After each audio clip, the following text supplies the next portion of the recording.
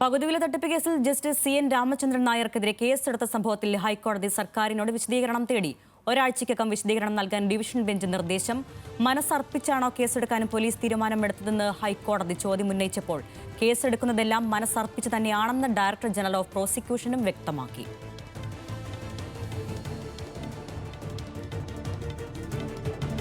പകുതിവിൽ തട്ടിപ്പുമായി ബന്ധപ്പെട്ട് justice CN Ramachandran നായർക്കെതിരെ കേസെടുത്ത സംഭവത്തിലാണ് ഹൈക്കോടതി സർക്കാരിനോട് വിശദീകരണം തേടിയിരിക്കുന്നത്.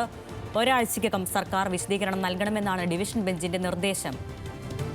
പോലീസ് കേസെടുത്തത് മനസ്സർപ്പിച്ചാണോ എന്ന ചോദ്യം കൂടി ഹൈക്കോടതി ഉന്നയിക്കുന്നുണ്ട്. വിവരങ്ങൾ നൽകാൻ ലീഗൽ കറസ്പോണ്ടന്റ് ഷബന സിയാദ് ഉണ്ട്. ഷബന, എന്തൊക്കെയാണ് കോടതിയിൽ ഇന്ന് നടന്നത്? ജസ്റ്റിസ് CN രാമചന്ദ്രൻ നായർക്കെതിരെ കേസ് എടുത്തതുമായി ബന്ധപ്പെട്ട് അഭിഭാഷകരാണ് ഹൈക്കോടതിയെ സമീപിച്ചത്. ഹൈക്കോടതി ഡിവിഷൻ ബെഞ്ച് ഇപ്പോൾ സർക്കാരിനോട് ഇത് സംബന്ധിച്ച് വിശദീകരണം തേടിയിരിക്കുന്നു. ഒരാഴ്ചക്കകം വിശദീകരണം നൽകാനാണ് സർക്കാരിന് നിർദ്ദേശം നൽകിയിട്ടുള്ളത്. പോലീസിനോട് ചില ചോദ്യങ്ങൾ ഡിവിഷൻ ബെഞ്ച് ചോദിക്കുകയും ചെയ്തു. മനസ്സർപ്പിച്ചാണോ ഇത്തരത്തിൽ കേസ് രജിസ്റ്റർ ചെയ്തത് എന്നാണ് കോടതിയുടെ ചോദ്യം. ഭരണഘടനാ പദവിയിലിരിക്കുന്ന ഒരാൾക്കെതിരെയാണ് ഇത്തരത്തിൽ കേസെടുത്തത്. ഇത് പൊതുസമൂഹത്തിന് നീതിന്യായ വ്യവസ്ഥയുള്ള വിശ്വാസ്യതയെ ബാധിക്കുന്ന തരത്തിലാണ് പോലീസിന്റെ നടപടി. നിങ്ങൾ എന്താണ് ചെയ്യാൻ ഉദ്ദേശിക്കുന്നത് എന്നും പോലീസിനോട് കോടതി ചോദിച്ചു. എല്ലാവരും വ്യക്തിയെ അല്ല കോടതിയെയാണ് നോക്കുന്നത്. തെളിവുകളുണ്ടോ എന്ന് അറിയിക്കണം. തെളിവുകൾ ഉണ്ടെങ്കിൽ കൃത്യമായി പോലീസിന് മുന്നോട്ട് പോകാം.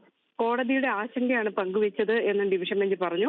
സർക്കാരിനെ ലളിതകുമാരി കേസ് ഓർമ്മിപ്പിക്കുകയും ചെയ്തു ഹൈക്കോടതി. ജസ്റ്റിസ് CN രാമചന്ദ്രൻ നായർക്കെതിരെ പോലീസ് ഹൈക്കോടതിയിൽ നിലപാട് സ്വീകരിക്കുകയും ചെയ്തു. കേസെടുക്കുന്നതെല്ലാം മനസ്സർപ്പിച്ച് തന്നെയാണ് ചോദ്യത്തിന് DGP മറുപടി പറഞ്ഞത്. ഏതായാലും ഇതുമായി ബന്ധപ്പെട്ട് അഭിഭാഷകർ പറയുന്നത് നീതിന്യായ വ്യവസ്ഥയോടുള്ള വെല്ലുവിളിയാണ് ഇത്തരത്തിലുള്ള പോലീസിന്റെ നടപടി. ഈ കേസ് റദ്ദാക്കണം എന്നാണ് ആവശ്യം. ഏതായാലും സർക്കാരിന്റെ വിശദീകരണം തേടി മറ്റൊരു ദിവസം പരിഗണിക്കാനായി ഈ ഹർജി ഇപ്പോൾ കോടതി മാറ്റിയിരിക്കുന്നു. ശരി, ഷബന സിയാദാണ് വിശദാംശങ്ങൾ നൽകിയത്.